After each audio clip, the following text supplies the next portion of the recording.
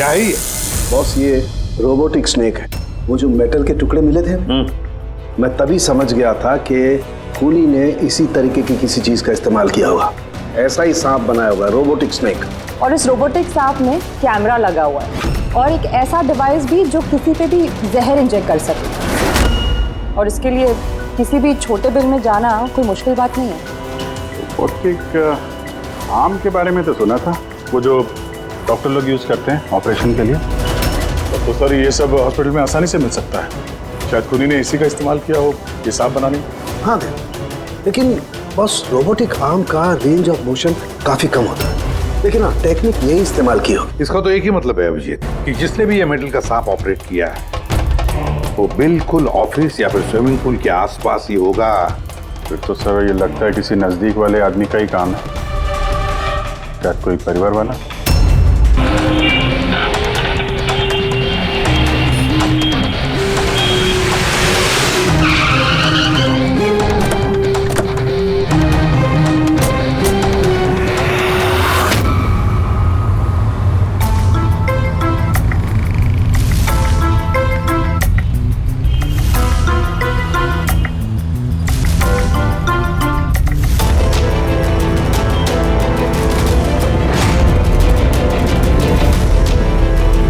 काफी खून बह चुका है। लगता है गोली काफी देर पहले चली थी।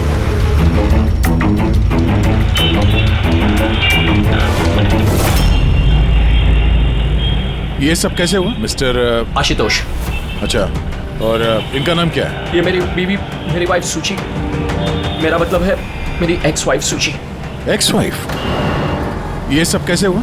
पता नहीं सर, मुझे कुछ पता नहीं चला सर। कुछ मालूम नहीं? तुम्हारी एक्स वाइफ तुम्हारे बगल वाली सीट पे बैठी थी, उस पर गोली चली और तुम्हें कुछ मालूम नहीं? कैसे हो सकता है? मेरा आशु कभी झूठ नहीं बोलता। अगर वो कह रहा है कि उसे पता नहीं चला तो आई एम श्योर उसे पता नहीं चला होगा। आप? जी, मैं मेहिका, इनकी प्रेजेंट वाइफ। मिस्टर आशुतोष, जब सूची को गोली लगी और पिछली सीट का शीशा टूटा तो आवाज तो आई होगी, और आप कह रहे हैं आपको कुछ मालूम नहीं पड़ा? कैसे? दरअसल गाड़ी में म्यूजिक तेज चल रहा था और सूची सो रही थी सर। मुझे कुछ पता नहीं चला। वो बंदा कुछ सामान बेचने आया, उसने जब मुझे बताया तब मुझे पता चला कि सूची। गाड़ी में म्यूजिक चल रहा था और सूची सो रही थी। कमाल है, अक्सर लोगों की नींद जरा से आहट से खुल जाती है और इतने लाउड म्यूजिक में सूची सो रही थी। सर, आपकी बात से पता चल रहा है कि आप मुझ पर शक कर रहे हैं। सर, मैं ऐसा क्यों करूंगा? सूची और मेरा डिवोर्स जरूर हुआ था, लेकिन हम बहुत अच्छे दोस्त थे, हमारे अच्छे ताल्लुकात थे। अब दिनेश से पूछ लीजिए प्लीज। दिनेश? सर, मैं सूची का भाई। आशुतोष सही कह रहे हैं सर। तलाक के बाद भी आशुतोष और सूची में बहुत अच्छे ताल्लुकात थे, कभी कोई मनमुटाव नहीं था। अच्छा, तो आप लोग जा कहाँ रहे थे? हम हमारी बेटी रूही की बोर्डिंग स्कूल से लौट रहे थे। तो ये सूची कार में बैठते ही सो गई या बाद में? सर, दरअसल हमारे बीच में बहस हो रही थी। आशुतोष, रूही का स्कूल बहुत अच्छा है, हमें उसे उस स्कूल से नहीं निकालना चाहिए। सूची, ये स्कूल बहुत ही महंगा है, मैं इसकी फीस अफोर्ड नहीं कर सकता हूँ। लेकिन मैं कर सकती हूँ, और मैं अपनी बेटी की एजुकेशन में कोई कॉम्प्रोमाइज नहीं करने सूची, मैं तुमसे पैसे नहीं ले सकता। क्यों? ओह, तुम्हारा मेल ईगो आगे आ जाता है ना कि मैं तुमसे ज्यादा कमाती हूँ। जानते हो, हमारे डिवोर्स की भी यही वजह थी। एक औरत एक आदमी से ज्यादा कामयाबी रिश्तों में होनी चाहिए, पति पत्नी में नहीं। मुझे तुमसे कोई बहस नहीं करनी है और ना ही इस बारे में कोई और बात करनी है। रूही इसी स्कूल में रहेगी। उसके बाद हमारे बीच में कोई बात नहीं हुई। मुझे लगा कि वो सो गई है। अच्छा, ये जब झगड़ा हो रहा था तो गाड़ी कहाँ पे थी, किस इलाके में? सर, लिंक रोड के सिग्नल पे, केपी थिएटर के पास। और फिर उसके बाद कौन सा रास्ता लिया आप लोगों ने? सर, वहां से फिर मैंने लेफ्ट लिया पानी फ्लाईओवर की तरफ और सीधा यहाँ पे आ गए? जी सर। यानी करीब 2 किलोमीटर तक ये गाड़ी चली, तो इस 2 किलोमीटर के बीच में ही कहीं पे गोली चली है सूची? पंकज, एक काम करो, केपी थिएटर से लेके यहाँ से इधर 2 किलोमीटर दूर तक चेक कर लो, कहीं पे कोई सबूत वगैरह मिलता है क्या? मतलब कांच वगैरह का टुकड़ा टूटा होगा, वो देख लेना। और पैदल जाना। 2 किलोमीटर सर? पैदल चलो। गोली बड़ी अजीब एंगल से लगी है, ये नीचे है गोली ऊपर से नीचे की तरफ आई है। मतलब गोली चलाने वाले को हाथ ऊपर करना पड़ा होगा फायर करते समय। खुली सड़क पे किसी ने गोली मारी है और किसी ने देखा नहीं। हो सकता है खूनी थोड़ा दूर हो। फिर भी मुश्किल है निशाना लगाना ये चलती गाड़ी पे, और वो भी तब जब खूनी किसी गाड़ी पे हो या बाइक पे। ऐसे निशाना लगाना इतना आसान नहीं है।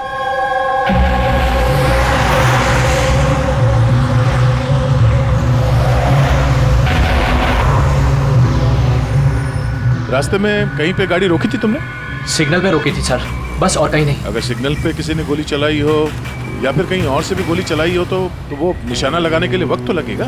तो किसी ने गोली मारते हुए किसी को देखा कैसे नहीं?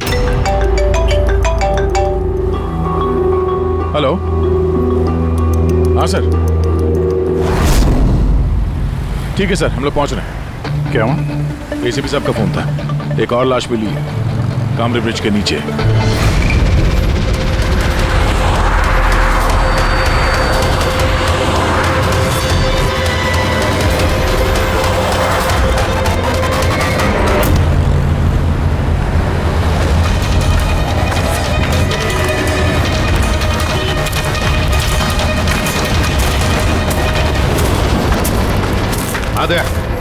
सर, आपको पता कैसे चला इस लाश का?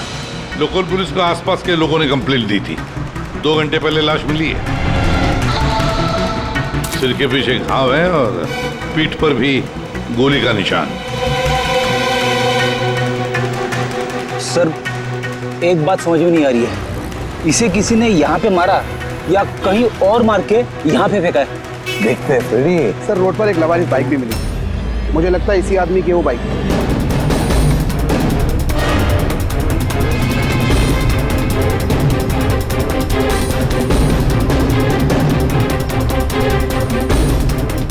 Skid mark.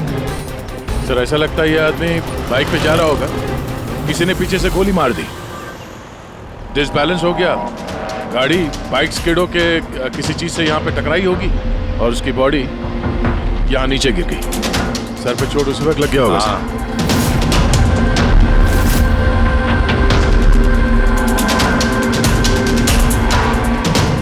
सर, समझ में नहीं आ रहा ये आदमी कौन है। इसका कोई आइडेंटिफिकेशन नहीं है। ये मिसिंग पर्सन ब्यूरो में पूछताछ करूं क्या? फ्रेडी, इतनी जल्दी कोई भी मिसिंग पर्सन ब्यूरो में रिपोर्ट दर्ज नहीं करेगा। काम करो, आरटीओ में जाकर इस बाइक का रजिस्ट्रेशन चेक करो। सारे के सारे डिटेल्स मिल जाएंगे, मालिक कौन है वगैरह। दूसरे केस का क्या हुआ, कुछ पता चला? नहीं सर, बड़ा अजीब केस है, समझ में नहीं आ रहा गोली किसने चलाई और कहां से। सर, वो पूरा इलाका देख लिया सर, लेकिन कोई सुराग नहीं मिला। ट्रैफिक पुलिस ने क्या बताया?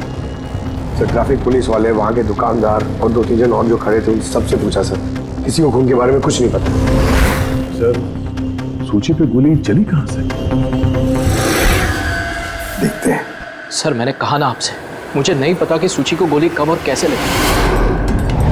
आशुतोष, दिनेश, मैं ही कहा, सूची के सबसे करीब थे ना तुम तीनों भी? नहीं?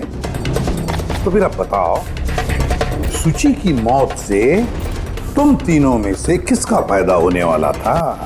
क्या मतलब? सर, हम सूची को क्यों मारना चाहेंगे? तो सर, मेरी सगी बहन थी, सगी बहन, मैं अपनी बहन को क्यों मारूंगा सर? करोड़ों रुपयों के लिए। और क्या? करोड़ों रुपयों के लिए। मुझे क्या फायदा हो सकता था? मेरा और सूची का तो ऑलरेडी डिवोर्स हो चुका था। हो सकता है डिवोर्स ही वो वजह हो। डिवोर्स के बाद भी मैं और सूची बहुत अच्छे दोस्त थे, दोस्त की तरह बर्ताव करते थे। ये भी तो हो सकता है ना कि तुम्हारी अपनी पहली बीवी के साथ जो दोस्ती थी वो शायद तुम्हारी दूसरी बीवी को पसंद ना आई हो। सर, आप ये कैसी बातें कर रहे हैं? मुझे इनकी दोस्ती से क्या प्रॉब्लम होगी? मुझे इनकी दोस्ती से कोई प्रॉब्लम नहीं थी। मैं बिल्कुल भी इनसिक्योर टाइप की लड़की नहीं हूँ। अगर सूची की हत्या तुम तीनों में से किसी ने नहीं की तो फिर किसने मारा सूची को? किसने मारा? मैं बताता हूँ आपको। सूची एक एनजीओ में काम करती थी। उसने वहां पर शैली नाम की एक अकाउंटेंट का भांडाफोड़ किया था, क्योंकि शैली पैसे को लेकर हेराफेरी कर रही थी।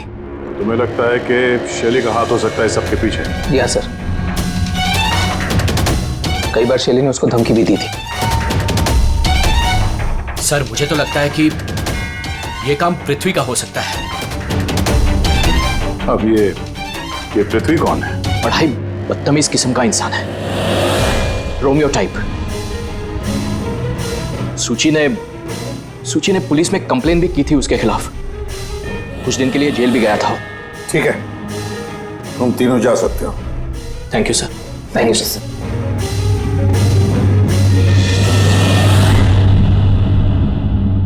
सर, ये तीनों गड़बड़ लग रहे हैं। इन तीनों पर कड़ी नजर रखो। होता तो शैली और पृथ्वी दोनों को ब्यूरो बुला लेते हैं। सर, आरटीओ से बाइक के मालिक का पता चल गया। सर पृथ्वी और शैली का फोन अनरीचेबल आ रहा है, तो मैंने फ्रेडी से कहा है उनकी मोबाइल फोन को ट्रेस करने के लिए। ये तो हमारा डिलीवरी बॉय विवेक है। सर, हमारी बाइक ज्यादातर यही चलाता था। सर, इससे किसने मार दिया? वही पता करने की कोशिश कर रहे हैं। अच्छा, इस विवेक की किसी के साथ कोई दुश्मनी थी क्या? नहीं सर, ये तो बहुत ही सीधा साधा शरीफ लड़का था। कब से काम कर रहा था वो यहाँ पे? पिछले 1 महीने से राजस्थान से आया था। सर, बहुत मेहनती था। सर, ये तो यहाँ शहर में किसी को जानता भी नहीं था। ये कहाँ जा रहा था डिलीवरी करने? कहीं नहीं सर। सर, छुट्टी थी आज उसकी, इसलिए मेरी बाइक लेकर घूमने के लिए गया था। अच्छा, उसका घर का एड्रेस दे सकते हैं जरा? सर, उसका घर का एड्रेस नहीं है, वो यहीं शॉप में सोता था। उसका सामान वगैरह कुछ? सर, ये उसका एक बक्सा है। ये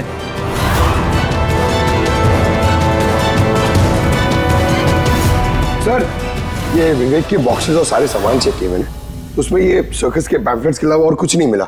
या तो उसे सर्कस बहुत ही ज्यादा पसंद होगा, या फिर अपने फ्री टाइम में ये पैम्फलेट बना के वो पैसे कमाता होगा। एक ऐसा मर्डर जिसमें सस्पेक्ट ही नहीं है। आखिर से विवेक जैसे गरीब आदमी को मार के किसी को क्या फायदा हो सकता है?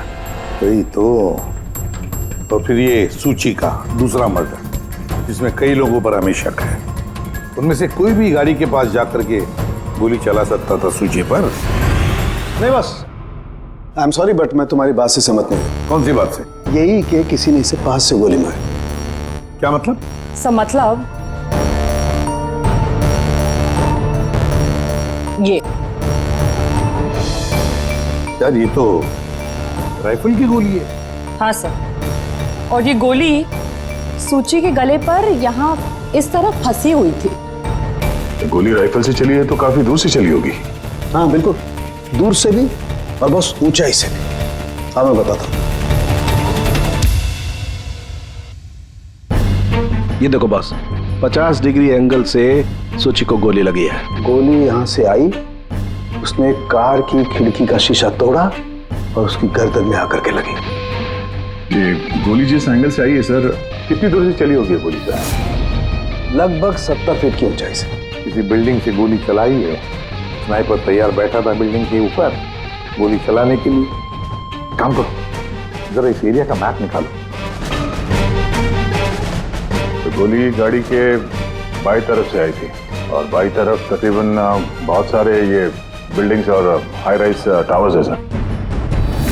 तो जिस जगह पे उन दोनों का झगड़ा हुआ, वहां से लेके सूची की लाश जहां पे मिली, उसके बीच में तकरीबन 15 से 20 टावर्स है। इन्हीं में से किसी एक बिल्डिंग से गोली चली होगी।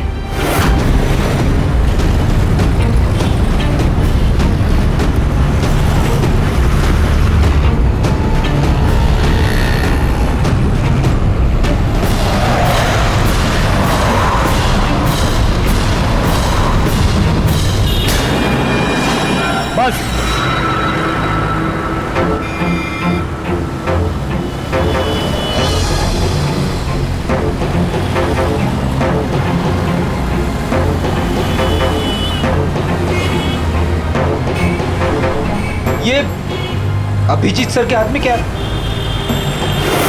मार्क है फ्रेडी, ठीक उसी हाइट पे जिस हाइट पे सूची पे गोली लगी थी। और मेरे हाथ में ये डिजिटल डिस्टेंस रीडर है। इससे ये लेजर लाइट उस मार्क पे अगर ठीक जाता है तो इसका मतलब है कि गोली यहाँ इसी बिल्डिंग से चली है। थोड़ा कॉम्प्लिकेटेड है। ठीक है, ये अभी करके देखते हैं। हाँ दे, मैं तैयार हूँ। ओके अभिजीत, थोड़ा राइट में आना, राइट में। हाँ हल्का, थोड़ा लेफ्ट, बस बस बस। थोड़ा पीछे, थोड़ा पीछे। ये देखा, ये लेजर ठीक उस मार्क पे हिट नहीं कर रहा, लग नहीं रहा है वहां पे। गोली ऐसे नहीं चली सर। एग्जैक्टली। अरे ये स्नाइपर के पास ज्यादा वक्त थोड़ी ना होगा निशाना इधर उधर करने के लिए, जब उसने शुचि पे गोली चलाई। एक काम करते हैं, किसी और बिल्डिंग में देखते हैं। ठीक है, चलो।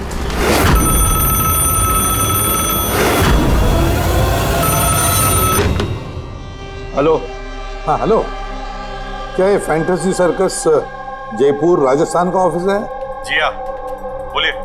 देखिए, मैं मुंबई सीआईडी से एसीपी प्रद्युमन बोल रहा हूँ। क्या आपके यहाँ कोई विवेक काम करता था? हाँ हाँ, जानता हूँ विवेक को, वो इसी सर्कस में काम करता था। क्या हो गया? क्या काम करता था वो, कुछ बता सकते हैं? देखिए साहब, अगर सारा दिन आपसे फोन पे लगा रहूंगा ना तो मेरा शो कैंसिल हो जाएगा। मैं आपकी बात अपने मालिक को बोलता हूँ, वो आपको कॉल करेंगे, समझे? हेलो।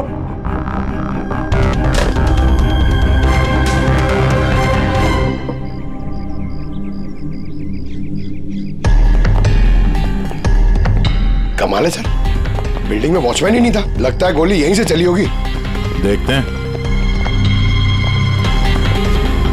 हाँ अभिजीत, रेडी है?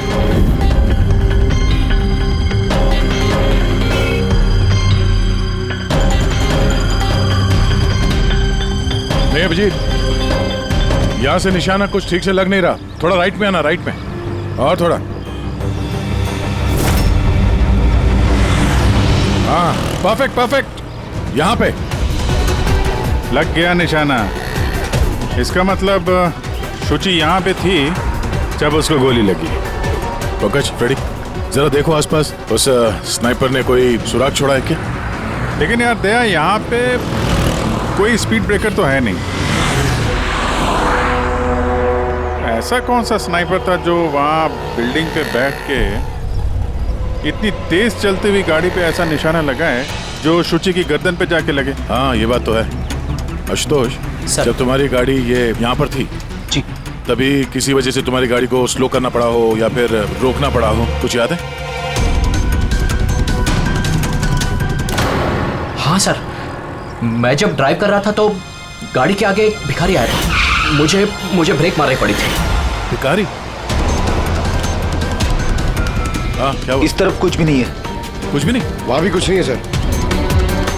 ये भिखारी दिखने में कैसा था? सर, उसके एक हाथ में बैसाखी थी, लाल रंग का पोटला, गले में गमछा और शायद आधा गंजा था। अभिजीत, इस फ्लाईओवर के नीचे बहुत भिखारी बैठे हुए होते हैं, उन्हीं में से कोई एक होगा। मैंने सुना जो आशुतोष ने बताया भिखारी के बारे में। मैं यहाँ नीचे जाके देखता हूँ। कौन हो तुम लोग? इससे पूछ के यहाँ पे आए? तुम यहाँ के वॉचमैन हो, ड्यूटी पे क्यों नहीं थे? मेरी मर्जी। और तुम कौन होते हो मुझे ड्यूटी सिखाने वाले? सीआईडी। सीआईडी? जाते हो, तुम्हारे वजह से यहाँ पे एक औरत का खून हो गया। मेरी वजह से खून? किसी ने यहाँ छत से नीचे एक औरत पे गोली मारी, क्या जानते हो उसके बारे में?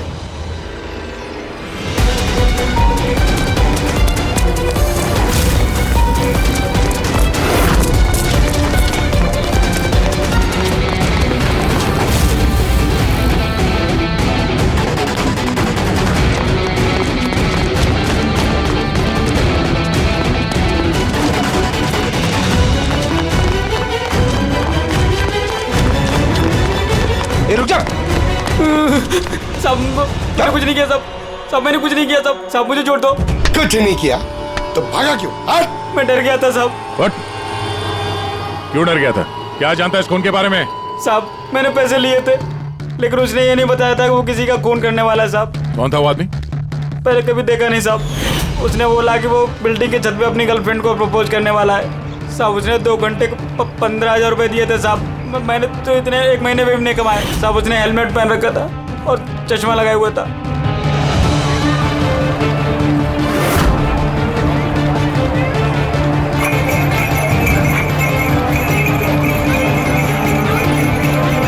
अरे सुनो भाई, ओ भाई साहब, ये एक ऐसे आदमी को देखा है जो लाल गमछा बांधता है, अरे लाल रंग की पोटली रखता है और बैसाखी से चलता है? क्या? अरे सुनो भाई यार, एक आदमी को देखा है तुमने जो लाल रंग का गमछा बांधता है, पोटली है उसके पास लाल रंग की, बैसाखी से चलता है? नहीं देखा।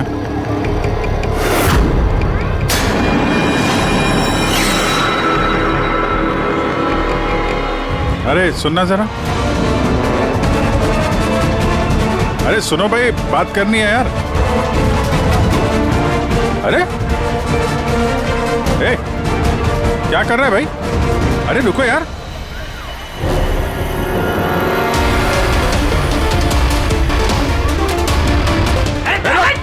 अरे मैंने कुछ नहीं किया है। अरे मैं भिखारी हूँ, मेरे पास पैसे कुछ भी नहीं है। अरे कौन हो, छोड़ दो मुझे। अपाहिज होने का नाटक कर रहा है। तुझे मालूम है बिना पैर के आदमी कैसे जीता है? अरे कौन हो तुम? क्या चाहते हो? मेरे पास पैसे नहीं से नहीं, मैं रास्ते का भिखारी नहीं बन के जीता। जानबूझ के उस लाल वाली गाड़ी के नीचे गिरा था ना? कौन सी लाल गाड़ी? मैं किसी गाड़ी के आगे ले आया। साहब क्या दादागिरी है, आप इसे छोड़ दीजिए वरना ठीक नहीं होगा, मैं बता देता हूँ। सीआईडी से हूँ मैं। किधर चलो? शराफत से बता दे, वरना मैं अपने पे आ गया तो बहुत भारी पड़ेगा। नहीं साहब, आप पक्का सीआईडी से तो बताता हूँ। वो एक आदमी ने मुझे पैसा दिया था ये सब करने के लिए, और उसने कहा था कि जैसे ही लाल गाड़ी आती है तुम उसके आगे गिर जाना। तो मैं गिर गया साहब। तुझे पता कैसे चला कि लाल गाड़ी कब आएगी? वो छत पे एक आदमी खड़ा रह के इशारा करने वाला था, जैसे उसने इशारा करना मैं गाड़ी के आगे गिरना, ऐसा हमारा प्लान था साहब। तुझे मालूम है एक औरत का खून हो गया तेरे इस प्लान के चक्कर में? साहब मुझे माफ कर दो, मैं रास्ते का भिखारी हूँ, देखो मेरी हालत कैसी है साहब, मुझे छोड़ दो। चल ये बता, वो आदमी कैसा था दिखने में? नहीं वो साहब मोटरसाइकिल पे आया था, हेलमेट पहने हुआ था, तो चेहरा दिखाई नहीं दिया। अरे यार कुछ तो देखा होगा, कुछ सुना होगा तूने? उसका फोन आया था, सामने वाले ने कहा था कि जल्दी जल्दी मिलने आओ। तो हाँ, तो उसने कहा था कि मैं पहुँचता हूँ। कहाँ पहुँचने का बोला था? कुछ याद है? कुछ सुना तूने? हाँ याद आया, भांडुप मिल। हाँ भांडुप मिल। अच्छा ठीक है वापस आ जाओ, मैं सर को इन्फॉर्म करता हूँ। Okay sir. हाँ अभिजीत भांडुप मिल से वापस आ रहा है। उसका कहना है कि मिल एकदम सुनसान पड़ा है, कोई सुराग हाथ नहीं लगा उसके। खूनी तो वहीं पे भाग कर गया होगा, हो सकता है अभिजीत पहुंचने से पहले वो वहां से गायब हो गया। पंकज। हाँ सर। पंकज एक काम करो, जिस वक्त सूची को गोली लगी थी उस वक्त उस एरिया में कितने मोबाइल फोन एक्टिव थे पता लगाओ। स्नाइपर का फोन उसी में से एक हो सकता है। चल। हाँ पंकज ये भी देखना कि उनमें से कितने लोग भांडुप मिल गए थे। सर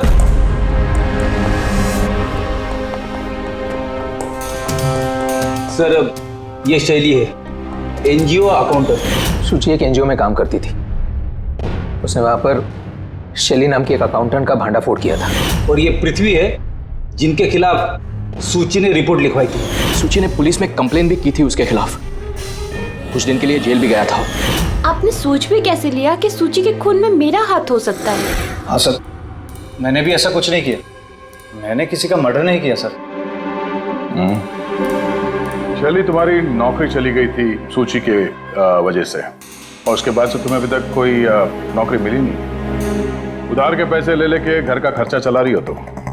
हाँ? और पृथ्वी, एक हफ्ते तक तुम्हें जेल में रहना पड़ा, अपने मोहल्ले में काफी बदनामी हुई तुम्हारी। क्यों? तो क्या हुआ? अगर मुझे बदनामी का इतना डर होता तो मैं अपना घर बदल लेता, मर्डर थोड़ी ना करूंगा मैं किसी का। एंड सर ऐसा नहीं है कि मुझे कोई जॉब नहीं मिल रही है, इट्स जस्ट लाइक कि मुझे मेरे लायक कोई जॉब नहीं मिल रही है, इस वजह से मैं कहीं ज्वाइन नहीं कर रही हूँ। आपको आशुतोष और उसकी नई पत्नी मिहिका से पूछताछ करनी चाहिए। वो आपस में खुश नहीं है लेकिन दिखावा करते। आशुतोष तो सूची के पास वापस जाना चाहता था, शायद मिहिका ने इसीलिए। एंड सर सूची की ना उसके भाई दिनेश से भी नहीं बनती थी, हमेशा ना फोन पे उससे झगड़ती ही रहती थी। अच्छा, और किस बात को लेके होता था ये झगड़ा इन दोनों भाई बहन के बीच? एक्चुअली सर दिनेश ने आशुतोष को धमकी दी थी कि सूची से दूर रहे, शायद सूची को यही अच्छा नहीं लगा होगा। इन एक बार सूची ने मुझे ये भी बताया था कि मिहिका जलती है उसकी और आशुतोष की दोस्ती से।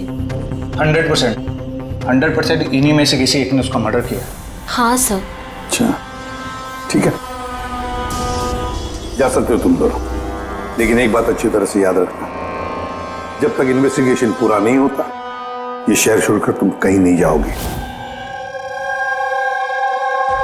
इस केस में किसी की बातों का भरोसा नहीं हो रहा सर। ऐसा लगता है कि सब के सब झूठ ही बोल रहे हैं। हाँ, पता है जो भी है उसने बड़ी लंबी प्लानिंग की है। पहले भिखारी को पैसे दिए, फिर वॉचमैन को हायर किया, फिर स्नाइपर को हायर किया, और सही वक्त मिलते ही सूची को उड़ा दिया। सर। हाँ सर, जिस वक्त सूची को गोली चली थी सर, उस वक्त ब्रिज के आसपास 2000 लोगों के मोबाइल एक्टिव थे। तो उसमें से कौन सा मोबाइल फोन भांडुप मिल की तरफ गया देखा? एक फोन गया था सर उस तरफ, लेकिन वो प्राइवेट नंबर है तो वो ट्रैक नहीं हो पाया। और क्या बता सकते हो इस नंबर के बारे में? यही सर कि वो मिल तक गया लेकिन रुका नहीं, वो सीधे चला गया कामरी ब्रिज की तरफ और फिर वहां से सिग्नल चला गया सर। कामरी ब्रिज? विवेक की लाश भी तो हमें उसी ब्रिज के लिए मिली थी। ये कोई कॉन्सिडेंस तो नहीं हो सकता? राजस्थान में फोन कर दे विवेक के गांव, पुलिस वालों को क्या इंफॉर्मेशन मिले उसके बारे में देखते हैं। ये विवेक भी तो खूनी हो सकता है। किसी ने विवेक का खून कर दिया? एक खूनी का खून? कुछ भी हो सकता है फ्रेडी, इस केस में कुछ भी हो सकता है।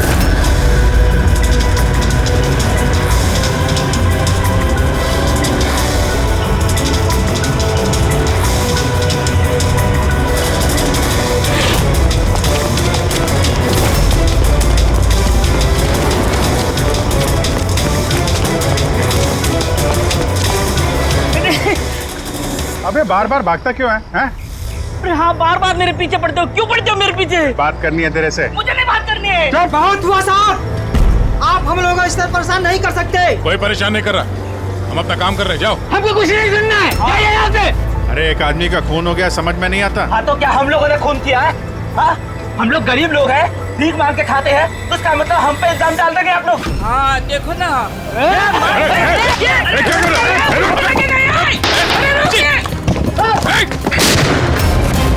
अभिजीत, तो ठीक हो?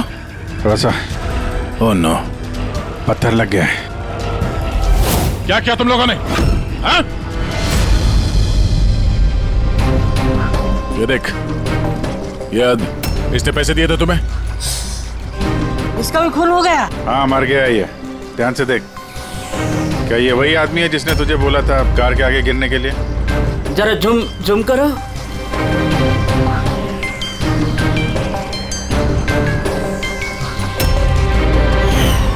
ऐसी घड़ी उसने भी पहनी थी।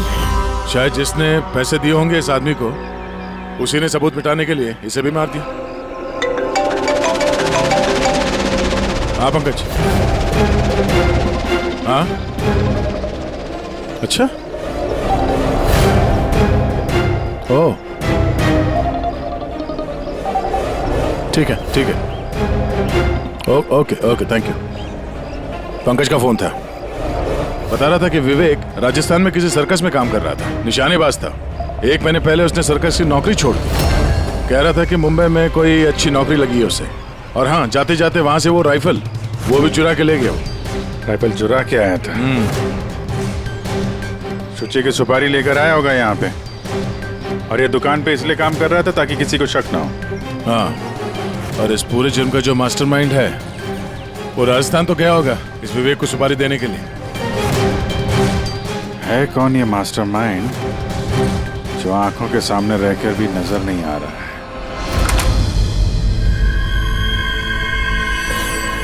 अरे मिस्टर आशु। सर आप लोग यहाँ? मिस्टर आशु, उस आदमी का पता चल गया है जिसने शुचि पे गोली चलाई थी।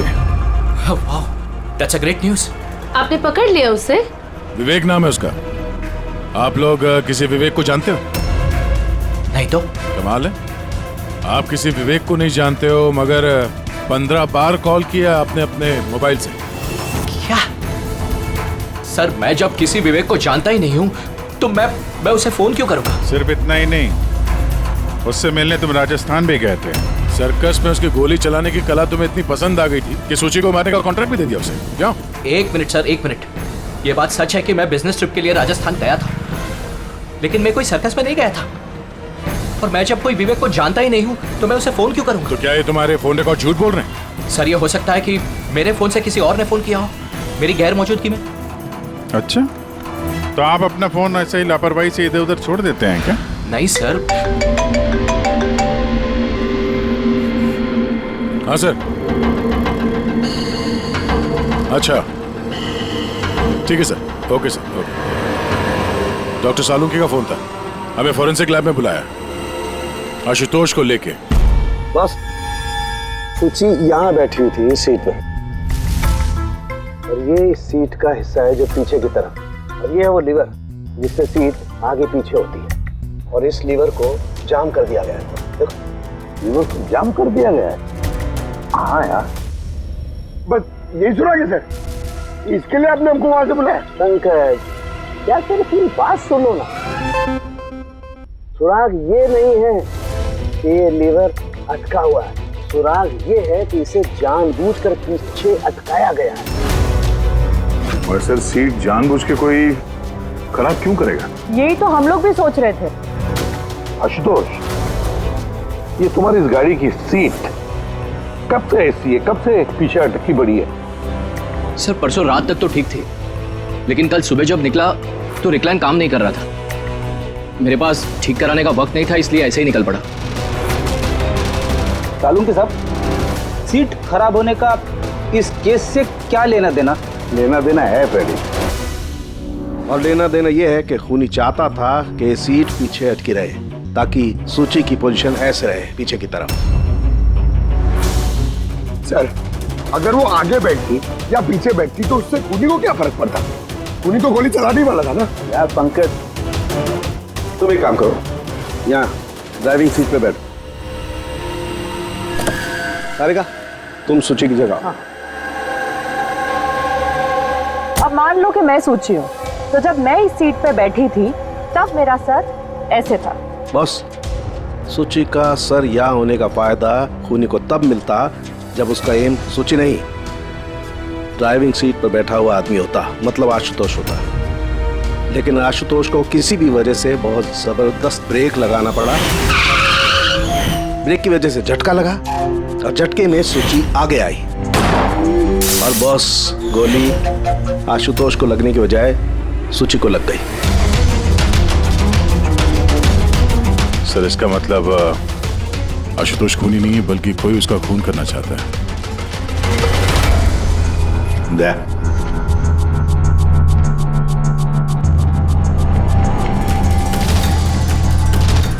आशुतोष जी सर। सर, एक बात बताओ, तुम्हारा कोई दुश्मन है? कोई ऐसा दुश्मन जो तुम्हारी जान लेना चाहता है? याद करके बताओ, सोचो।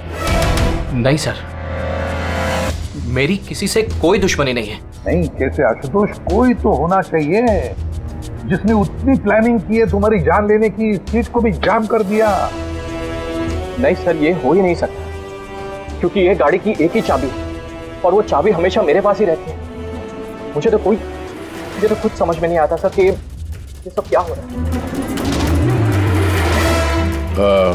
कोई बात नहीं आशुतोष, वो जो कोई भी है हम पता करने की कोशिश करेंगे कि कौन है वो जो तुम्हें मारना चाहता है।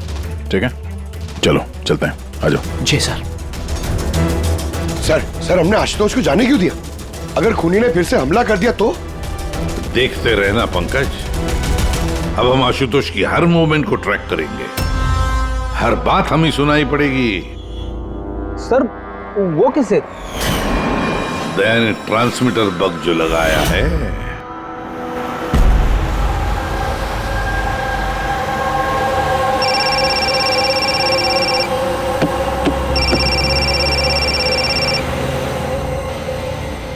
हेलो, हाँ बोलो। अच्छा, तो आ जाओ घर पे। वहां पर वो जगह तो बंद है ना? ठीक है, आता हूं।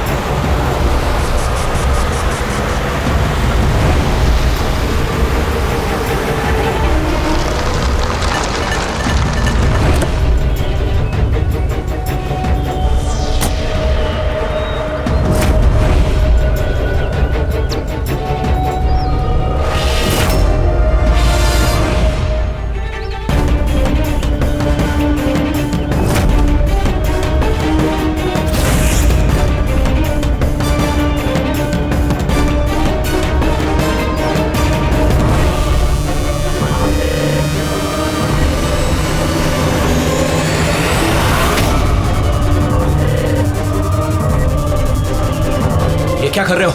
गन? माय गॉड, गोलियों की आवाज है।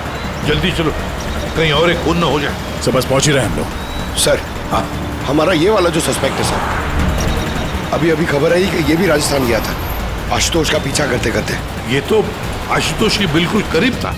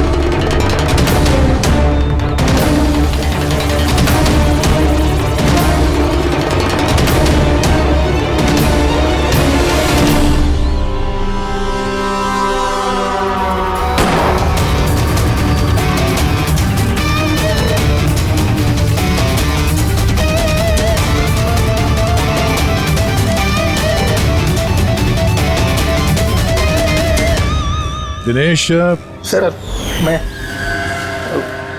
सुची का भाई। मर गया सर।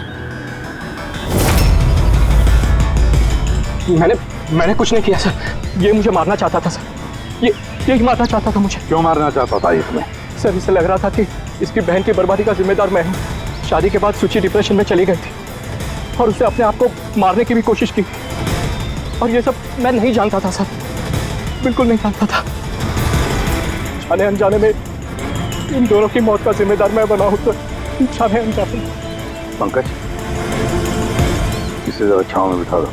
मेरी फोरेंसिक लैब भेज दो।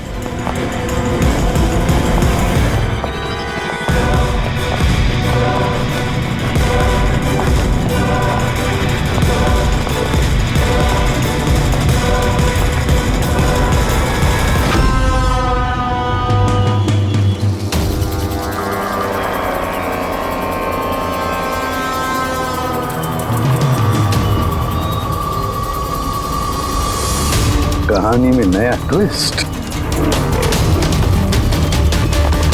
Ashutosh,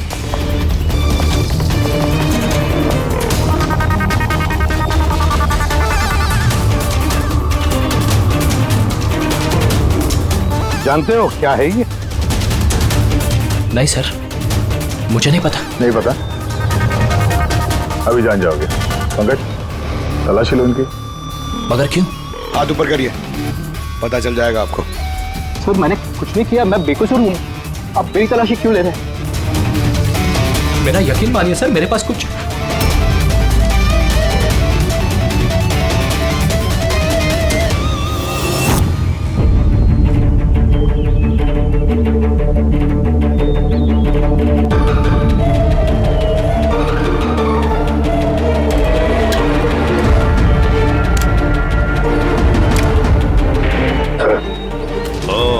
rubber bullets. मुझे नहीं पता सर, इससे क्या साबित होता है? क्या साबित होता है? हा? तुमने इस गन से दिनेश का खून किया, असली बुलेट से। हा? तो फिर ये गन कैसे आई तुम्हारे पास, और वो नकली रबर बुलेट कैसे फायर हुआ और कब?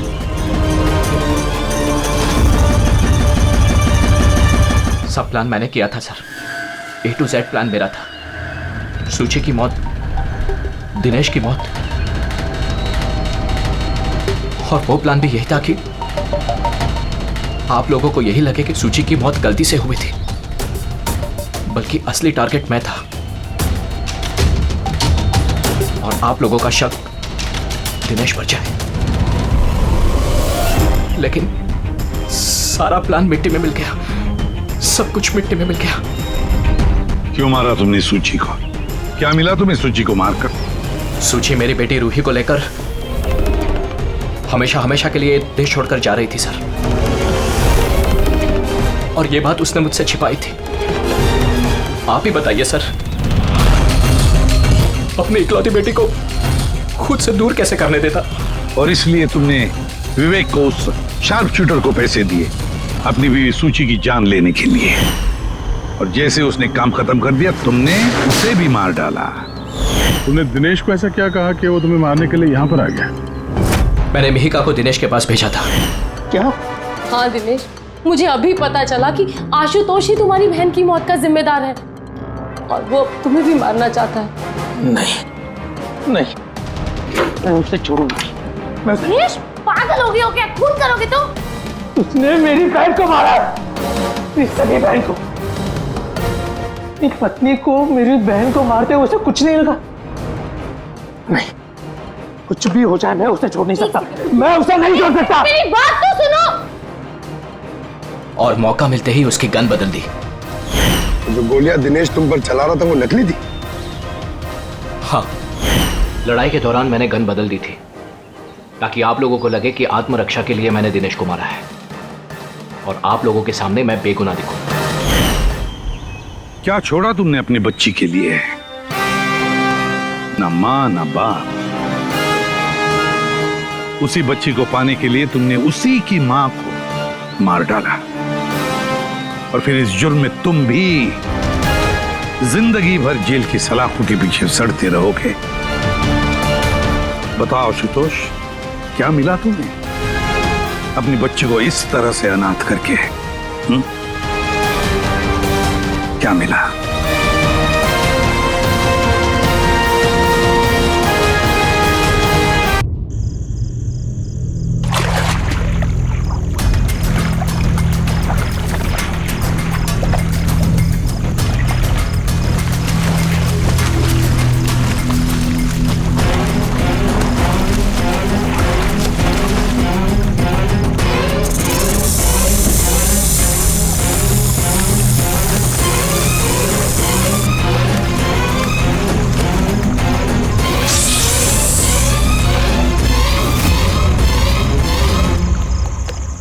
कौन? मैं कहता हूं कौन है?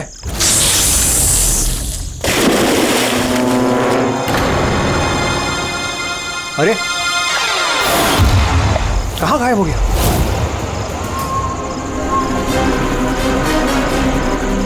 हीरा, अरे हीरा देखो ये लाइट कैसे चली गई।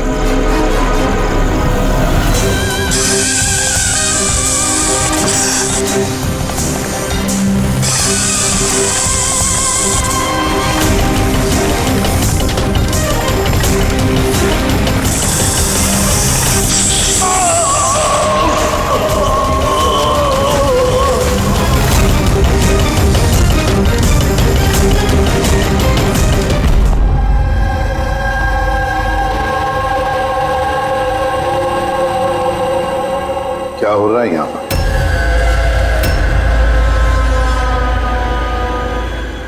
ये कैसा सवाल है? क्या आप लोगों को दिख नहीं रहा है मेरे भाई आर्यन की मौत हो गई है? हाँ, दिख तो रहा है कि कितनी जल्दी में आप लोग आर्यन की अस्थि उठाने के लिए। आप कौन है? मेरा नाम तो शिशिर है, लेकिन आप लोग कौन है? इस तरह यहाँ आकर हमसे बदतमीजी से बातें कर रहे हो? सीआईडी, और हमें शक है कि आर्यन का खून हुआ है। सीआईडी, आप लोगों को कोई गलतफहमी हो रही है। मैं मीनाक्षी देवी हूँ, इस घर की मालकिन। यहाँ किसी का मर्डर नहीं हुआ। मगर जो...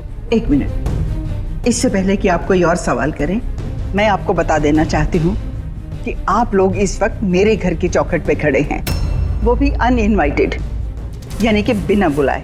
बिन बुलाए नहीं आए हम लोग, हमें फोन किया गया था। ये बताया गया है कि यहाँ पे आर्यन का खून हुआ है। What nonsense? किसने किया था फोन? कोई हीरा नाम है। हीरा? तुम्हारी इतनी हिम्मत, मेरे मना करने के बावजूद तुमने इन लोगों को यहाँ बुलाया? क्यों मीनाक्षी देवी जी, आप नहीं चाहते कि आपके बेटे का खून पकड़ा जाए? या फिर ऐसे तो नहीं ना कि कोई आपका ही करीबी उसी ने ये खून किया हो और आप उस पर पर्दा डालना चाहती? बस, मैं अपने परिवार पे इतना गंदा इल्जाम बर्दाश्त नहीं कर सकती।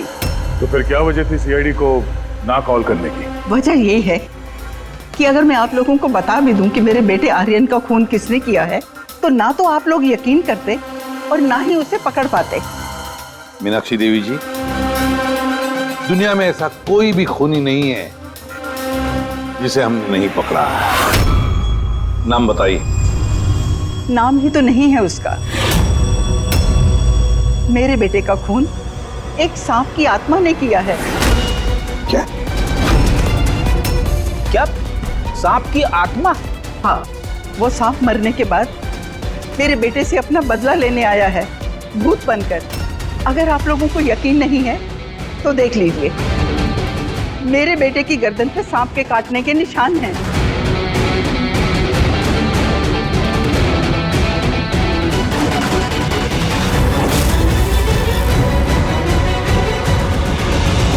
देखिए मैडम। मीनाक्षी देवी। ठीक है मीनाक्षी देवी जी, सीआईडी गवाह, सबूत और सुरागों पर यकीन करती है, भूत प्रेत की कहानियों पर नहीं। सर, दरअसल हमें यहाँ पे स्विमिंग पूल की खुदाई के वक्त सांप का घर मिला था। आर्यन ने उसके ऊपर मिट्टी का तेल डाल के जला दिया।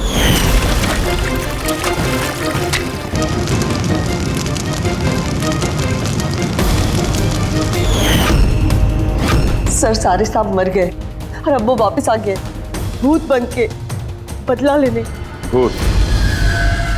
आप? सर, ये मेरी वाइफ है, नैना। लेकिन मुझे और आर्यन को तो नजर आया था वो भूत। आखिर उस सांप ने मेरे पति की जान ली। मैंने तो एक तांत्रिक को भी बुलाया था ताकि घर की शुद्धि करा सकूं, लेकिन वो भी बुरी आत्मा को नहीं भगा पाई। सर, सभी नौकर घर छोड़कर चले गए सिवाय फैनी और हीरा के। ये हमारे बरसों के वफादार है। हीरा? हीरा, तुम्हें ऐसा क्यों लगता है कि आर्यन का खून हुआ है? क्या तुम्हें इस सांप के काटने वाली बात पर यकीन नहीं है? हाँ साहब, हम सांप का बदला नहीं मानते, क्योंकि मैंने इस परिवार का नमक खाया है, इसलिए मुझसे रहा नहीं गया तो मैंने आपको बुला लिया ताकि असली खूनी पकड़ा जाए। अच्छा किया, फिर कम से कम कोई तो है इस घर में जो सेंसिबल बातें कर रहा है। क्या खाक अच्छी बातें कर रहे हैं? अगर आपको हमारी बातें इनसेंसिबल लग रही हैं और इन नौकरों की बातें सेंसिबल लग रही हैं, तो फिर बताइए, आर्यन के गर्दन पे ये सांप के काटने का निशान कहाँ से आया? इसी बात की तहकीकात करना चाहते हैं हम मीनाक्षी देवी जी, और आप सब लोग ध्यान से सुनिए। जब तक हमारी तहकीकात पूरी नहीं होती, हमारा तुम सब पर शक है। हम वो जगह देखना चाहते हैं जहां पर आर्यन को सांप ने काटा था। सर, उसको रात को अकेले में स्विमिंग करना बहुत अच्छा लगता था। आर्यन यहाँ स्विमिंग करने के लिए आया था रात में, और उसकी मौत के बारे में आप लोगों को पता चला सुबह। आप लोग होश में नहीं थे क्या? हम लोग सब हॉस्पिटल की ओपनिंग के लिए दिल्ली गए हुए थे, आज सुबह ही लौटे। एक मीटिंग के कारण वो हमारे साथ आ नहीं पाया। अच्छा, तो मतलब आर्यन घर में अकेला था, हीरा और फैनी भी घर में थी ना? हाँ साहब, आर्यन जी ने मुझे 10 बजे छुट्टी दे दी थी। मैं बंगले के पीछे अपने रूम में सोने चला गया था। बंगले के उस तरफ? जी। मतलब अगर आर्यन ने यहाँ से मदद के लिए आवाज दी होगी या चिल्लाया भी होगा तो सर किसी ने सुना नहीं होगा। अरे हीरा, देखो ये लाइट कैसे चली गई। वैसे हीरा, आर्यन को सुबह कितने बजे देखा तुमने? सुबह 6 बजे, जब मैं उनको चाय देने गया था।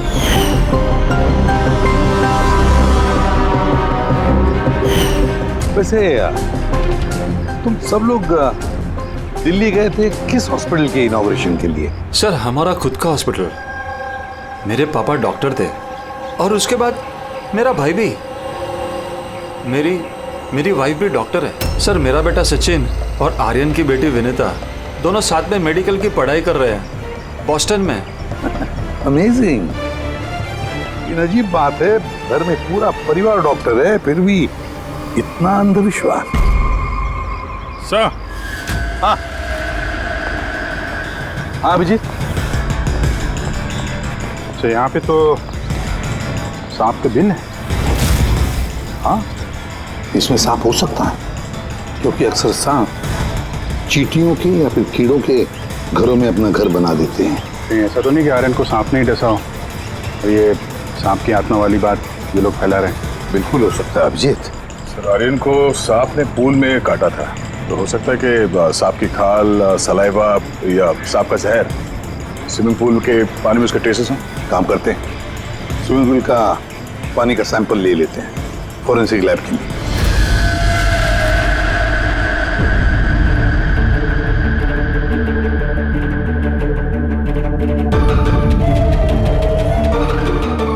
यार 15 मिनट से हम लोग यहाँ पर खड़े हैं, तू कुछ बोलने को तैयार ही नहीं है। क्या बोलूं यार, ये केस इतना कंफ्यूजन है कि मैं कुछ बोल ही नहीं सकता। एक काम करो, तुम 15 मिनट आराम कर लो, तब तक मैं अपने दिमाग को थोड़ी ताजी हवा दे आता हूं, प्लीज। क्या हम लोग मजाक करने आए यहाँ पर? मजाक? मैं कहाँ कर रहा हूँ मजाक? और नहीं तो क्या कर रहा है? यार तुम, अच्छा चल बॉस, जितनी बात पता चली है ना उतनी बता देता हूँ, लेकिन प्लीज कोई सवाल जवाब मत करना प्लीज। देखो भाई, वो जो स्विमिंग पूल का पानी का सैंपल था ना, उसमें ऐसा कुछ भी नहीं मिला है जिससे सांप के बारे में पता चले। कुछ भी नहीं है, ना सांप की चमड़ी का कोई ट्रेसेस है, ना कोई जहर है उसका, कुछ भी तो नहीं है जिससे उसका डीएनए पता चले यार, कुछ भी नहीं है। तो इसमें कंफ्यूजिंग क्या है? मामला एकदम साफ है सर, पूल में कोई सांप वाप नहीं आया है, इसका खून किसी इंसान ने किया है। क्या कंफ्यूजन है? और खूनी ने ये दिखाने की कोशिश की कि आर्यन की मौत सांप के काटने की वजह से हो। वाह, बहुत अच्छा। भाई आप लोगों को सालूके की जरूरत क्या है यार?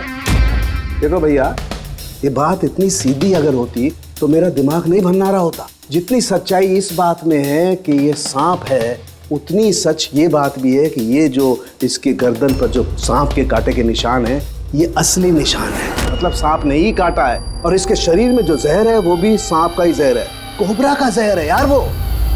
मगर सर अभी तो आपने कहा कि पूल में सांप आया ही नहीं, फिर आर्यन के शरीर में कोबरा का जहर कहाँ से आया? यही तो कंफ्यूजन है बच्चे, यही तो कंफ्यूजन है यार। तो आप ये कहना चाहते हैं कि इसे वाकई किसी सांप की आत्मा ने काटा है, जो पूल के ऊपर हवा में उड़ के आई, बिना पानी को टच किया, आर्यन का खून किया और हवा में छू मंतर। ये बात मैंने कही?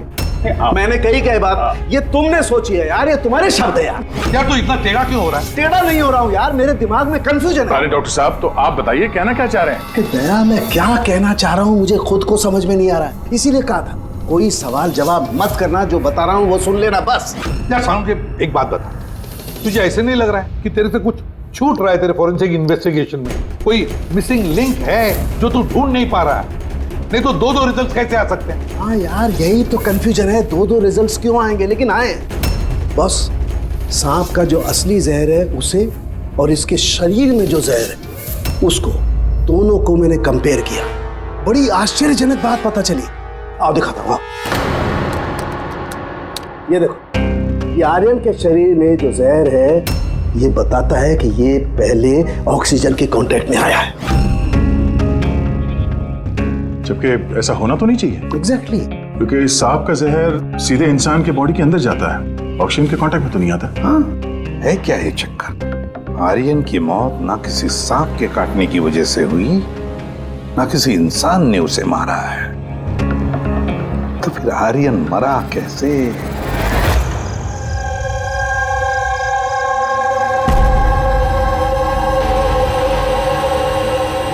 पापा, हाँ पापा वो बाकी का जो काम है वो कल पूरा कर लेंगे। मैं जाके ये दूसरा केबिन उसे लॉक मार देता हूँ, तब तक आप दोनों इसको लॉक मार दीजिए। ठीक है बेटा।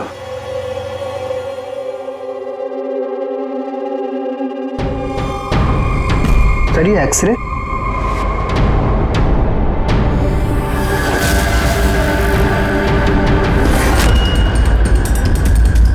इम्पॉसिबल, ये तो इंसान के दांतों का एक्सरे, लेकिन इसके दांत तो सांप के है। अरे ये क्या हुआ? एक मिनट सर, मैं देख के आता हूँ।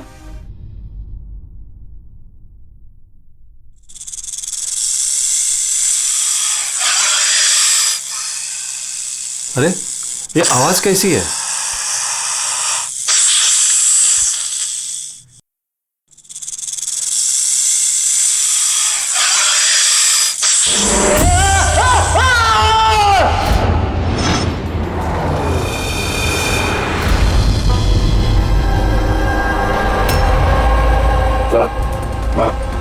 इनके पैर में भी ये सांप के काटने का निशान है। फिर से सांप? क्या कहा सर आपने? सांप? हाँ सांप। क्यों, क्या हुआ? सर लाइट जाने से पहले शिशिर सर और मैं ये एक्सरे देख रहे थे।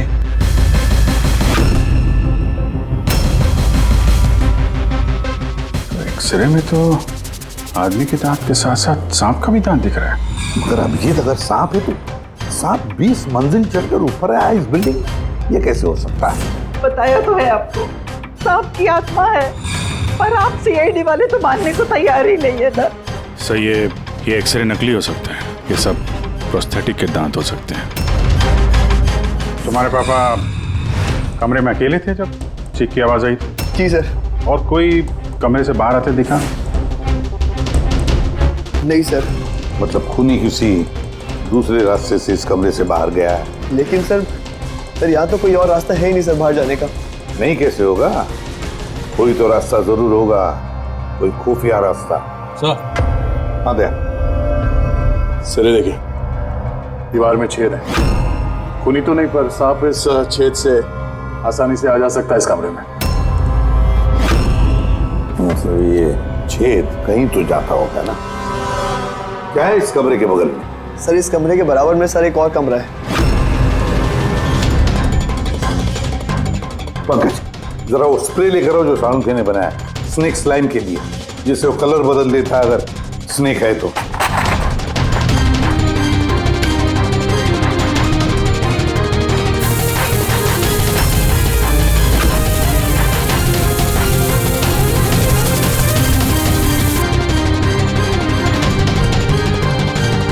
नहीं, इसका एक ही मतलब है, कोई सांप नहीं आया था इस कमरे में। सर बगल वाला कमरा चेक किया, वहां पे तो कोई छेद है नहीं। ये छेद कहीं नहीं जा रहा है, सिर्फ इस दीवार में ही खत्म हो रहा है। सर ये राहुल और सचिन ने भी कहा कि बाहर किसी आदमी को जाते हुए नहीं देखा। फिर ये खून किया किसने? डेफिनेटली सांप ने तो नहीं किया। अभिजीत, माना कि तुम एक बहुत ही सिंसियर ऑफिसर हो। Thank you, thank you. बहुत देर में पता चला आपको। लेकिन इस बार तुम्हारा अंदाजा गलत निकला। कचरा कर दिया यार। क्या क्या क्या गलत अंदाजा है? क्या गलत है? वो ये कि शिशिर की मौत भी सांप के वजह से हुई है। हमें उसके शरीर में से जहर मिला है सांप का। ये कैसे हो सकता है? और क्राइम सीन पे तो कोई सांप वाप नहीं था। हाँ, ना सांप ना आदमी। शिशिर कमरे में अकेला था। गवाहों ने बताया जब चीखने की आवाज आई, उसके बाद से कमरे से कोई बाहर निकला नहीं था। सर इस केस की गुत्थी तो उलझती जा रही है। ना सांप ने किया है, ना इंसान ने किया है, फिर ये खून पे खून कौन किया जा रहा है? एक्सरे। इसका जवाब वो एक्सरे देगा जो हमें क्राइम सीन पे मिला था। बिल्कुल सही कहा तुमने दोस्त। और इस एक्सरे ने जवाब दे दिया है भाई साहब। और जवाब ये है कि ये एक्सरे नकली नहीं है, असली है। सर आप ये कहना चाहते हैं इस आदमी का जो दांत है ये दांत सांप के दांत। तो डॉक्टर साहब आप ये कहना चाह रहे हैं कि ये असली इंसान के दांत है जो सांप के दांतों जैसा है? नहीं, मैंने ये नहीं कहा। नहीं, आप जो कुछ भी कह रहे हैं सर, इस केस में बिल्कुल भी समझ में नहीं आ रहा है। चलो माना कि एक ऐसा इंसान है जिसके दांत सांप की तरह है, तो फिर वो कमरे से गायब कहाँ हो गया? वहां पे तो एक बिल था, बिल से गायब हो जाएगा क्या कोई आदमी? अरे यार तुम मन में आ रही जो बोल रहे हो, मैंने ये कहा जो तुम बोल रहे हो। तो आप कहना क्या चाह रहे हैं? कुछ तो बताइए जिससे हम इस केस में आगे बढ़ सके। देखो दोस्त, मैं सिर्फ सच्चाई बता सकता हूँ। और सच्चाई ये है भाई कि ये जो एक्सरे में दांत हैं, ये तो भाई सांप के ही दांत हैं।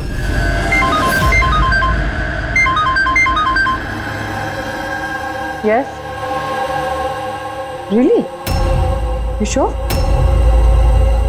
Okay, thank you. क्या तारिका, रिपोर्ट आई? सर शिशिर के शरीर में जो जहर मिला है वो क्रेट सांप का है। ये लो, क्रेट सांप का। और सर आर्यन के शरीर में जो जहर है वो कोबरा का है। यानी तो अलग अलग सांप ये जुर्म कर रहे हैं। मतलब ये क्राइम को इंसान ही कर रहा है, जो कोबरा और करेट जैसे सांपों के जहर को आसानी से अरेंज कर सकता है कहीं से। एक बात समझ में नहीं आ रही है, अगर वो इंसान है तो फिर छेद में गायब कैसे हो सकता है? राज का जवाब शायद वहीं छिपा है। रेडी? हॉस्पिटल में जितने भी लोग काम करते हैं ना, सबकी लिस्ट बनाओ, कुंडली चेक करो सबके, फोन रिकॉर्ड्स वगैरह सब देखो। फिर बाकी परिवार वालों का भी कुंडली निकालते हैं। क्या पता इनमें से किसी के पास कोई गहरा सर पूरे परिवार की कुंडली निकाल ली। काफी अमीर लोग हैं, 2 हॉस्पिटल्स हैं इनके और दुनिया के कोने कोने में प्रॉपर्टीज खरीद रखी। मतलब पैसा मोटिव हो सकता, दुश्मनी का भी एंगल हो सकता है सर। पंकज लगा हुआ है पता लगाने में। अच्छा, ये फैमिली में आपस में कोई झगड़ा हो रहा है, कुछ पता चला? सर पूरा परिवार बड़े ही प्यार से एक दूसरे के साथ रहता है, सिवाय 2 बहुओं के। हालांकि वो आमने सामने झगड़ती नहीं है, लेकिन एक दूसरे को कुछ खास पसंद भी नहीं करती। और ये आयुष और ये सचिन शिशिर का बेटा, उनके बारे में क्या? सर आयुष का अमेरिका में हॉस्पिटल खोलने का बहुत बड़ा प्लान था और उसके दोनों भाई शिशिर और आर्यन उसके साथ इस प्रोजेक्ट पे काम कर रहे थे। और सचिन को तो वैसे भी पापा की वसीयत मिलने ही वाली थी। जब खून हुआ तब इनकी जो एलिबाई है उसके बारे में क्या है, कितना सच है? सर ये आर्यन का जब खून हुआ ये सब दिल्ली में थे। हॉस्पिटल के इनॉग्रेशन की फोटो देखी है मैंने, चेक की। और जब शिशिर की मौत हुई उसके परिवार वाले घर पे ही थे सर, सिवाय इस सचिन के। और ये 2 नौकर फैनी और हीरा, दोनों ही बहुत वफादार है सर। पिछले 30 साल से परिवार की सेवा कर रहे हैं लोग। आप रेडी? अच्छा।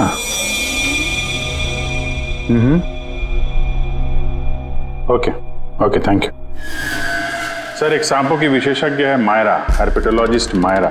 हॉस्पिटल से 5 बार फोन किया गया इनको। कहीं ऐसा तो नहीं कि फैमिली में से ही किसी ने फोन किया हो, मायरा को सांप का जहर बनवाने की ऑर्डर दी?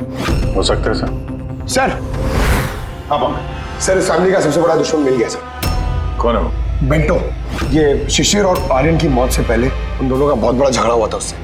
बेंटो वो बिल्डर जो लोगों को पैसे देते हैं ब्याज पे? हाँ सर, गलत काम करता है और निशान भी नहीं छोड़ता है। अभिजीत, इस बेंटो को ब्यूरो में बुलवा लेते हैं। बताया सर। तुम और पंकज जाकर इस हर्पेटोलॉजिस्ट मायरा को मिलो, देखो कौन सा जहर और किसने बनवाने की ऑर्डर दी थी उसे।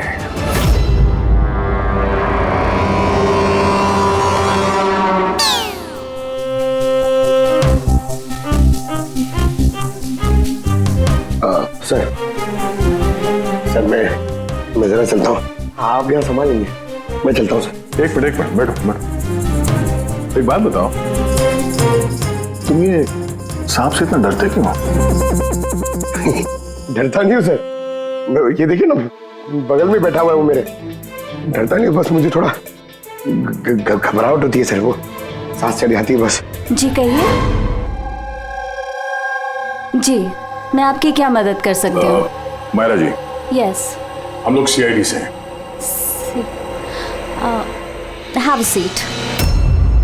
मायरा जी, एक केस के सिलसिले में हम कुछ पूछताछ करने आए आपसे। 2 खून हो गए। ओह माय गॉड, लेकिन इसमें मैं आपकी क्या मदद कर सकती हूँ? 2 हफ्ते पहले RM हॉस्पिटल से 5 फोन कॉल्स आए थे आपके पास। जी आए थे, लेकिन उनका इस केस से क्या लेना देना? ये 2 लोग जो जिनका खून हुआ है वो RM हॉस्पिटल से जुड़े हुए थे। ओह। इन दोनों का खून सांप के जहर से हुआ है। और वो खून सांप के काटने की वजह से नहीं हुआ है, किसी इंसान ने वो जहर खूनी को दिया है और उसने मर्डर किया। आप मुझ पे शक कर रहे हैं? आपको लग रहा है कि खूनी की मदद मैंने की है जहर सप्लाई करके? हाँ, ऐसा ही कुछ है। ये बताइए कि हॉस्पिटल से आपको वो फोन कॉल्स किसने किए थे? शिशिर और आर्यन। शिशिर और आर्यन? इन्हीं दोनों को तो खून हुआ है। क्यों फोन क्यों कर रहे थे ये लोग? सिर्फ उन्होंने मुझे कॉल किया है, बल्कि वो मुझे मिलने भी आए थे। और जहर लेने नहीं, बल्कि जहर की दवा, एंटीडोट लेने। एंटीडोट? बहुत अजीब सी कहानी सुनाई। कह रहे थे कि कोई सांप की आत्मा उनसे बदला लेना चाहती है एंड उनको ये जहर की दवा चाहिए। फिर क्या? मैंने उन्हें कह दिया मैं ऐसी कहानियों पर विश्वास नहीं करती। तो आपने उन्हें वो एंटीडोट दिया या नहीं? एंटीडोट कैसे देते? उन्हें कोई ऐसा एंटीडोट चाहिए था जो हर एक सांप के जहर के खिलाफ काम कर सके। ऐसा कोई एंटीडोट होता ही नहीं है। अलग अलग जहर के लिए अलग अलग एंटीडोट होता है। तो दोनों यहाँ से खाली हाथ वापस गए? जी, एंड आई एम सॉरी, आपको भी खाली हाथ जाना होगा, बिकॉज मेरा इस केस से कोई लेना देना नहीं। Myra ji, just for my general knowledge, अगर किसी को सांप काट लेता है तो उसे क्या करना चाहिए? अगर किसी को सांप काट ले तो सबसे पहले चीज पैनिक बिल्कुल ना करें, डॉक्टर को बुलाएं, लेकिन डॉक्टर का वेट करते हुए जिस पार्ट पे आपको काटा गया है उसे कंप्रेस कर लें, किसी चीज से बांध लें ताकि जो जहरीला खून है वो आपके हार्ट तक ना पहुंच सके। Okay, thank you very much. चले सर? चलो, तब तक देखते हैं एसीपी साहब को बेंटो से क्या पता चला। हाँ, ये बात सही है कि मेरी शिशिर और आर्यन के साथ बहस हुई थी, लेकिन आपका ये इल्जाम सरासर गलत है कि मैंने उनका खून किया। तो फिर किसने किया खून? मुझे क्या पता बॉस। रही बात उनको मारने की, यदि मुझे उनको मारना होता तो सर मैं ये सांप बिच्छू वाला गेम नहीं खेलता, मैं सीधा अपना घोड़ा लेता और उनको। लेकिन सर आप जानते हैं कि मैं कानून की कितनी इज्जत करता हूँ। हाँ मालूम है कानून की कितनी इज्जत करते हो तुम। ये बताओ आर्यन और शिशिर से किस बात पे झगड़ा हुआ था तुम्हारा? सर मैंने उनकी गोवा वाली जमीन खरीदी थी और उस प्रॉपर्टी के पेपर्स पर उन्होंने साइन भी किए थे। तो सर अचानक वो मुकर गए और मुझे फ्रॉड बोलने लगे और कहते हैं कि उन्होंने किसी भी पेपर्स के ऊपर साइन ही नहीं करे। और आप लोगों को यकीन दिलाने के लिए मैं उस प्रॉपर्टी के पेपर्स भी साथ लाया हूँ। ये लीजिए, आप चाहे तो चेक कर सकते हैं। देखिए एसीपी साहब, मैंने थोड़ी बहुत हेरा फेरी करी है, लेकिन उतनी जितनी बाकी के लोग करते हैं। लेकिन आप मेरी बात का यकीन मानिए, मैंने ये डील पूरी ईमानदारी के साथ करी है। आप चाहें तो उनकी अकाउंट स्टेटमेंट चेक कर सकते हैं। मैंने उन्हें 15 करोड़ रुपए वाइट में और 35 करोड़ रुपए कैश में दिए। किसके अकाउंट? मीनाक्षी देवी के अकाउंट में। मीनाक्षी देवी जी बेंटो सच कह रहा था, उसने आपके अकाउंट में पैसे डाले थे। जगह जगह पैसा लगा है मेरा, इतने सारे शेयर हैं, अब सब डील तो मैं याद नहीं रख सकती ना। आप याद नहीं रख सकती, लेकिन कोई और तो होगा जो उसका ख्याल रखता हो। हर अकाउंट, हर डील की देखरेख के लिए एजेंट रखे होते हैं ना हमने। अच्छा, तो फिर इस डीड का एजेंट कौन था? इस प्रॉपर्टी की डीड में आपके बेटे शामिल थे। मेरी समझ में तो ये नहीं आ रहा कि इन सब में मेरे बेटों की मौत का क्या मतलब। मीनाक्षी देवी जी, आपके दोनों बेटे हैं, सांप के डसने से नहीं मरे, किसी इंसान ने मारा है उन्हें। किसी ऐसे इंसान का जिसके पास ठोस मकसद था आपके दोनों बेटों को मारने का। ऐसा मकसद किसका हो सकता है? इस डील से जुड़े किसी इंसान के पास। इसीलिए तो हम आपसे पूछ रहे हैं कि कौन एजेंट कौन था इस डील का। बस कीजिए आप। एक तो उन सांपों ने मेरे दो बेटे मुझसे छीन लिए और आप सीआईडी वाले इस केस को नया चेहरा देने पे लगे हुए हैं। आप मान क्यों नहीं लेते कि ये सांपों का किया धरा है ये सब कुछ? बस माजी जी, आप लोग प्लीज यहाँ से चले जाइए।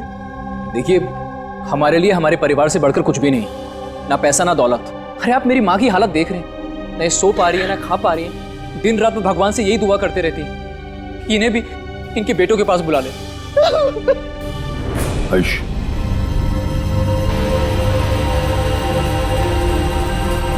आयुष, तुम्हारे दोनों भाइयों की मौत शायद प्रॉपर्टी की वजह से नहीं हुई है, लेकिन ये जो भी कोई कर रहा है ना, वो तुम्हारे पूरे परिवार को खत्म करना चाहता है और उसका अगला शिकार शायद तुम हो। सर, क्या सच में मेरी जान को खतरा है? जी हाँ, लेकिन घबराओ मत, इस बार हम तुम्हारे साथ में हैं उस सांप का सामना करने के लिए। तुम्हारे दोनों भाइयों पे हमला रात में हुआ था, तो शायद तुम पे भी हमला रात को ही होगा।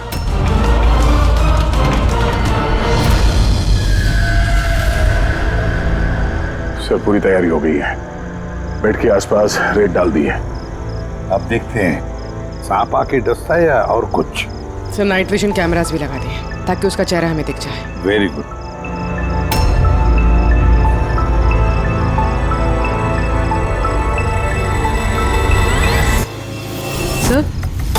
सर ये देखिए, कुछ रेंग रहा है।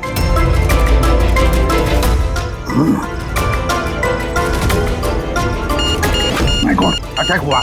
Let's go.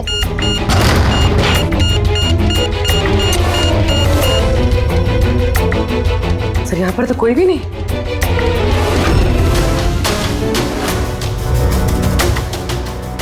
सिवाय ये सांप के निशान के। My God. देखो यार, मैं जानता हूं आप लोग क्या कहना चाहते हो, लेकिन प्लीज पहले मेरी बात सुनो। बस इस बार भी सांप नहीं था। और सर, जो रेत आप लोगों ने वहां डाली थी उसमें से भी सांप से रिलेटेड कुछ भी नहीं मिला है। और फुटेज क्लियर नहीं है, तो कैसे मान लिया जाए कि सांप है? हम अगर उस पुतले पे जो जहर मिला है वो कोबरा का है, और कांटा भी उसने सांप की तरह ही है। कांटा सांप की तरह है, जहर कोबरे का, दांत का निशान सांप का। ये सांप ने तो आखिर है क्या? नहीं सालुंकी नहीं, अब ये मत कह रहे कि तुझे कुछ पता नहीं। यार तीसरा खून होते होते बच गया है, तो फोरेंसिक डिपार्टमेंट से कुछ तो मदद चाहिए हमें। हम जवाब नहीं दे रहे, हम क्या काम नहीं कर रहे? सर ऐसी बात नहीं है, हम भी तो अपनी तरफ से पूरी कोशिश कर रहे हैं ना, जो भी हमसे बन पा रहा है। यार देखो, हमें इतना मालूम है कि ये खूनी जो भी है उसने 3 भाइयों में से 2 भाइयों का खून किया है, और तीसरे भाई पर वो फिर से कल कोशिश करेगा, कल रात को। और अब ये खूनी सांप है, इंसान है, जो भी है, जल्द से जल्द इसका खेल खत्म करना पड़ेगा। हाँ पंकज, ओके ठीक। सर, पंकज का फोन था, उसे उस एजेंट का एड्रेस मिल गया है जो इस फैमिली की प्रॉपर्टीज की डील करवाता है। मदन नाम है उसका, और ये बिल्डर वाली डील भी उसी ने करवाई थी। मदन ने पहले भी डील में हेराफेरी की, और शायद इस शिशिर और आर्यन को इसके फ्रॉड के बारे में पता चल गया होगा। इसके पहले कि इसका पूरा भांडा फूटता, दोनों को रास्ते से हटा दिया। मदन, इस मदन के घर जाओ, नींद में से उठाओ उसे और नींद हराम कर दो उसकी। कौन है? अबे दिमाग तो गिरवी नहीं रख के आए हो, हैं? जानते हो क्या वक्त हो रहा है? हाँ? तुम्हारे गिरफ्तारी का वक्त हो गया। सीआईडी 420 का अंजाम, जेल चल के भुगतना। बेंटो ने सब बता दिया हमें। बेंटो?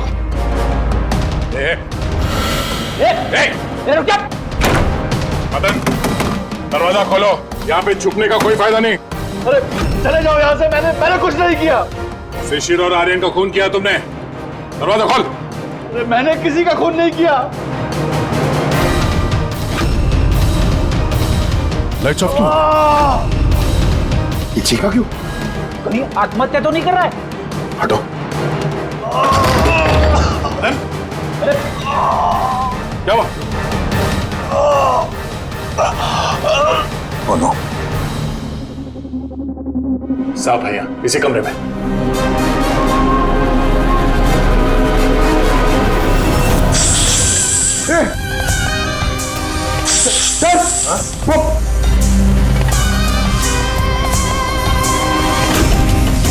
ये कौन है? ये सांप के दांतों वाला आदमी? ये सारे जुर्म यही कर रहा है क्या? आधा आदमी आधा सांप। सर ये कौन सा क्रीचर है? नहीं पंकज, ये आदमी ही है।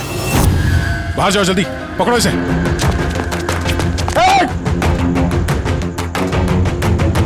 लाओ यहाँ।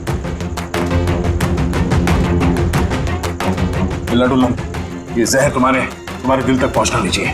सर, इसका मतलब जो आदमी हमें घूर रहा था उसी ने काटा है? हो सकता है। बड़ी एम्बुलेंस को फोन करो जल्दी। देखो यहाँ आसपास कोई लाइट का स्विच है क्या?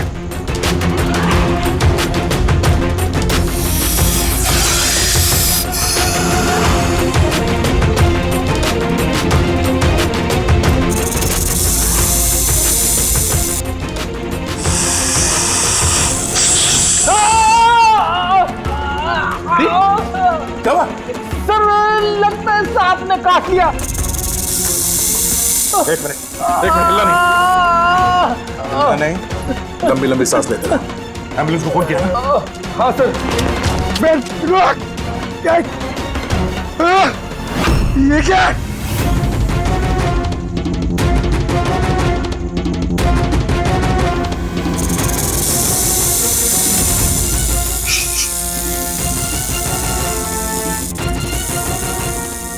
सांप अभी भी कमरे में ही है।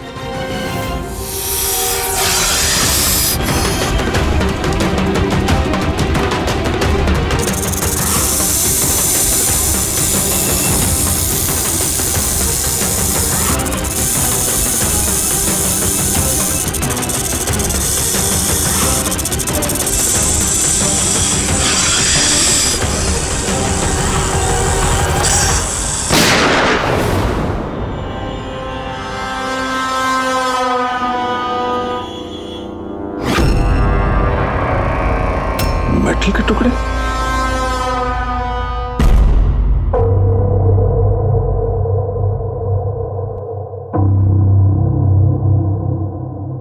समझ गए? मेटल के सांप का क्या पता चला? बस उस पर थोड़ा टेस्ट करना बाकी है, जल्दी पता चल जाएगा। फ्रेडी सर कैसे हैं अभी? ठीक है, वो जहर निकल चुका है। और वो मदन? वो भी स्टेबल है, फिलहाल सदमे में है। कुछ वक्त लगेगा उसे नॉर्मल होने में। भाई एक बात तो पक्की है, ये मदन तो खूनी नहीं। हाँ, खूनी कोई और है, लेकिन उसका कोई ना कोई कनेक्शन है मदन और प्रॉपर्टी की डीलिंग के साथ। और वो सांप की खाल जो पंकज को मिली थी, वो वाली खाल खास बनवाई गई है 10 अलग अलग सांपों की खाल का इस्तेमाल करके। और वो सांप वाले दांत जो एक्सरे में दिखे थे? पूर्वी वो दांत दरअसल सांप के दांत है ही नहीं, एक इंसान के दांत है। अरे पहले तो आपने कहा था कि... पहले कह रहा था क्योंकि पहले मुझे पता नहीं था कि इस इंसान को एक खास किस्म की बीमारी है। इस बीमारी का नाम है हाइपोहाइड्रोटिक एक्टोडर्मल डिस्प्लेसिया। मतलब इस बीमारी में इंसान के नाक, बाल, खाल, दांत ये सब कुछ अजीब तरीके से डेवलप होने लगते हैं, जैसे इस इंसान के साथ हुआ। मतलब इस केस से सांप का कुछ लेना देना है नहीं? सर ये बहुत ही रेयर डिसीज है। पूरी दुनिया में सिर्फ 30 से 40 ऐसे लोग हैं जो इस बीमारी के शिकार हैं।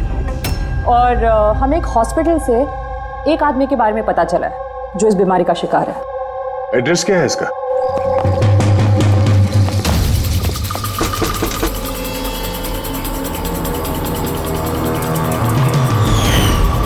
यही है सर। कल रात को मदन के घर के बाहर क्या कर रहा था? कल रात तो मैं यही था। और मदन कौन है? और आप लोग कौन है? सीआईडी। मदन कौन है? एक ऐसा हाथ पड़ेगा ना, सब याद आ जाएगा मदन कौन है। एक मिनट। कल रात आपने शायद अमित को देखा होगा। ये अमित है, ये कई दिनों से लापता है। कल शायद आपने इसी को ही देखा होगा। कब से गायब है? पिछले 2 हफ्तों से। मैं पुलिस में कंप्लेंट भी लिखवाई है।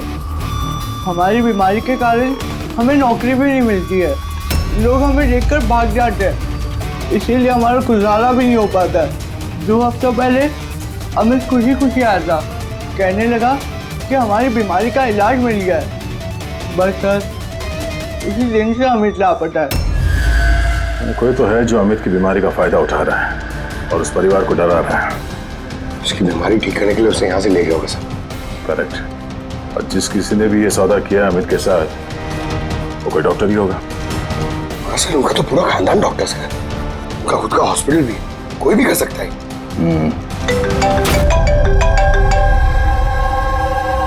हाँ डॉक्टर। अच्छा, दैट्स ग्रेट। ठीक है, हम लोग पहुंच रहे हैं। क्या सर? डॉक्टर सालुंके का फोन था, आखिर में वो जहरीला सांप मिल ही गया। अरे डॉक्टर साहब, कहाँ है वो सांप? बताइए ना। पंकज तो सांप के डर से अंदर आ ही नहीं वैसे। तारिका, सांप किधर है? सांप इधर है।